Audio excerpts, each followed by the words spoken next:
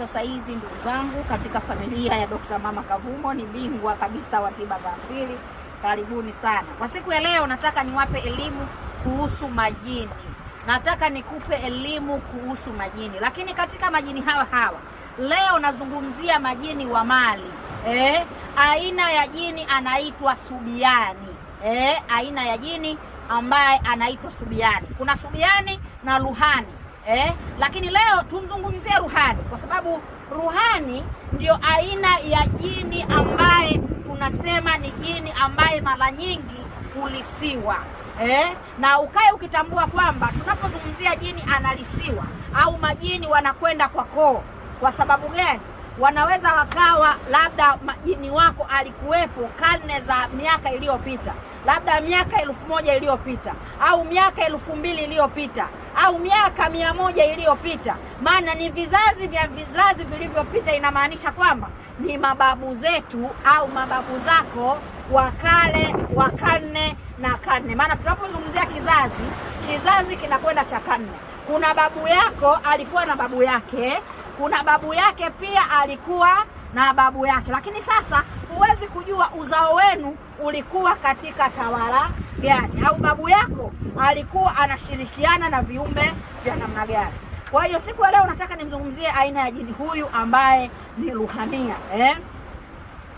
Aina ya majini hawa, na mara nyingi kama katika koo au katika uzao wenu mababu zako walishashirikiana na majini hao, na muweze kutambua kwamba jini aliyeshirikiana na babu yako miaka 100 iliyopita, miaka 200 iliyopita, anaweza kuja kushirikiana na wewe au anaweza kuingia katika uzao wa kizazi chako cha sasa. Kwa sababu aina ya majini wale wanaangalia katika koo ni nani atakayesimama na kupata utaratibu katika uzao wenu.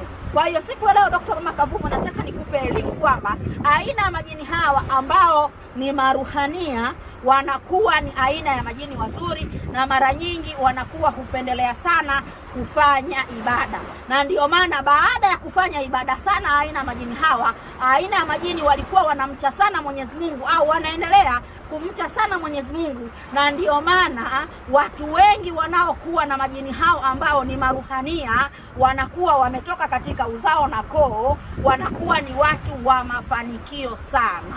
Na mara nyingi wanapenda kukaa katika koo, labda katika ukoo wenu labda ni mamufti. Tunapozungumzia ni mamufti, wanakuwa ni viongozi katika dini au wanakuwa wana cheo fulani katika dini. Katika kama uzao wenu ni wa mamufti, basi tambua jini huyo anaweza akaja katika koo yenu, na mara nyingi watu hawa wanakuwa sio watu wa hali ya chini. Kwa sababu maruhani hawa wamejaliwa ndani ya kubarikiwa kufanya ibada, kumtukuza Mwenyezi Mungu, lakini bado wana mamlaka na nguvu ya utawala mkubwa katika ardhi ya kutawala mali au katika kumiliki mali. Kwa hiyo naomba mwanze kutambua kwamba aina ya majini hawa maruhania ni majini wazuri. Ndani ya kuwa majini wazuri ni majini wanaofanya ibada sana sana sana sana. Na mara nyingi kama familia hiyo nyinyi ni mamufti au ni ukoo ambao katika koo wenu ni shehe, ni mashehe, yani kuna uzao wa mamufti, kuna uzao wa mashehe, kuna uzao wa makadhi. Kwa hiyo moja kwa moja aina ya majini hao, kwa sababu wao wana mamlaka ya utawala mkubwa, hupenda kukaa katika familia hiyo. Na ukifuatilia sana, kama katika uzao huo kuna aina ya majini hao, wanakuwa ni watu wenye mafanikio sana, lakini pia ni watu wanakuwa wenye kipato sana, lakini pia ni watu ambao wanaheshimika sana, na daraja lao wanakuwa tunasema katika mafanikio wanakuwa ni daraja la juu sana. Hata umkute ni mzee, ni mtoto, ni mjukuu, unakuta ni mtu mwenye mafanikio sana. Lakini sasa basi tunapozungumzia anaweza kuja kwako wewe kijukuu au kitukuu, anapoweza kuja kwako moja kwa moja, anapokuja kwako anakuja kwa njia ya ndoto. Mara nyingi utaota uko baharini. Unapokuwa baharini, basi unamkuta ruhani huyo anakuja amevalia mavazi meupe, lakini ameshika tasbihi, lakini ameshika Qur'ani. Unapomuona, unapoota ndoto ya namna hiyo, basi tambua jini huyo moja kwa moja anakufuata wewe kwa ajili ya kukulazimisha ule utawala, na wewe uweze kuwa ni mtu ambaye mwenye mafanikio, lakini mafanikio yako yatasimamiwa na aina ya jini huyo ruhani.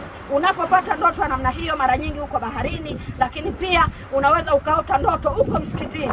Lakini unapokuwa msikitini, unamuona mwanajini yule ambaye ni ruhania, amevalia mavazi meupe, anakuita.